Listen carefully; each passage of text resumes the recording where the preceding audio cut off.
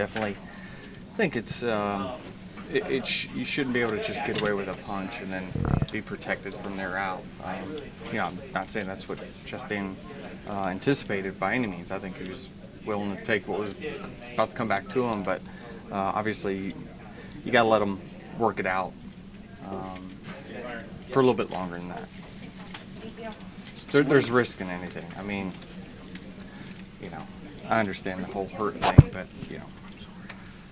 if you're worried about getting hurt, you probably shouldn't do something bad on the racetrack. So I can throw one punch and you can throw one back at me and then break us up? Yeah, sure. I don't know. I don't know the right answer on it for sure. But, Noah certainly got the bad end of it, and I think he was halfway to having a real nice connection on the second. Well, okay, I understand you can look at it two different ways from a driver, but how would you look at it from an owner if it's your guy that maybe is the one who's going to get cocked the second shot and now he's got a broken jaw or something like that? Now you've got to... Yeah. That's really but that's what is self-policing about the sport, right? Back in the day, you used to either you get junked for a few weeks or you did have your eye dotted. So, if you take that away, then we're more likely to handle it on the racetrack. I don't know which one you deem worse. Which goes back to now the confusion of what you can do and can't do on the racetrack. It's full circle. 2311's been active in the silly season market the last few years. It looks like you guys are going to be pretty quiet this year. Is that a fair assessment? Yeah, we got a lot of things we got to work through over the next few months for sure, and so we're just kind of really focused on making sure we get in our building on time. And then you mentioned last week signing an extension or anything like that. Would you anticipate being a multi-year deal with JGR? I'm not sure. We got to work out all those details.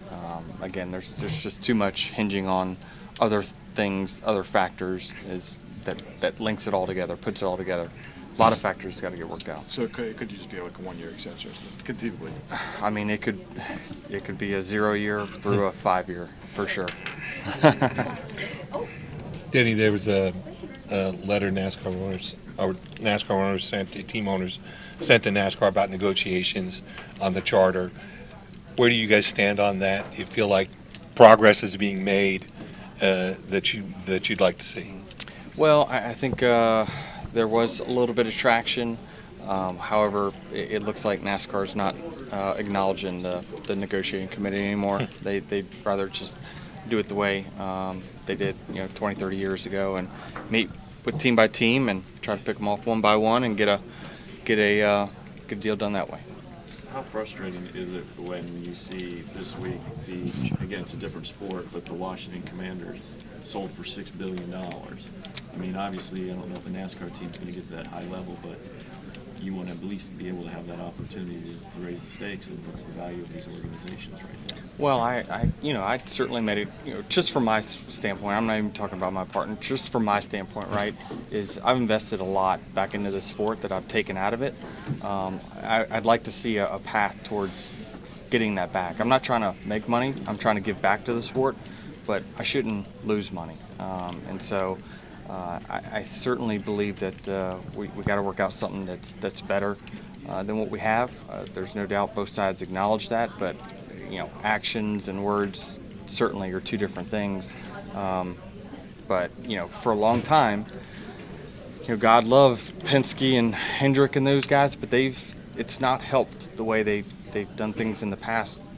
Kind of just using this as a hobby because the stakes are lower. They make a lot more money in their other businesses, and it's just allowed the way things have gone for a long time to go on, and it's certainly those have been the only ones that have been sustainable. There's every other owner's just come and gone because they couldn't sustain the downswings of it. So I just don't know that there's that many billionaires looking to just come in here and throw away money every year. I worry about the longevity if that continues to be the business model, but I don't. Hopefully, it changes. I think both sides acknowledge it needs to change. It's just whether I think we acknowledge that it's to the same degree or not. Without a charter, you would have never gone into ownership. Well, I certainly don't want to lose my $20 million for sure. That's just a fact, and it's just worrisome that it all comes down to it can come down to one person saying that they want to or not want to renew it. That's just it's too risky. Too risky. Got to give us some sort of security. These 2 weeks we're going to the house that Bruton built. When you think about Bruton Smith, what do you think about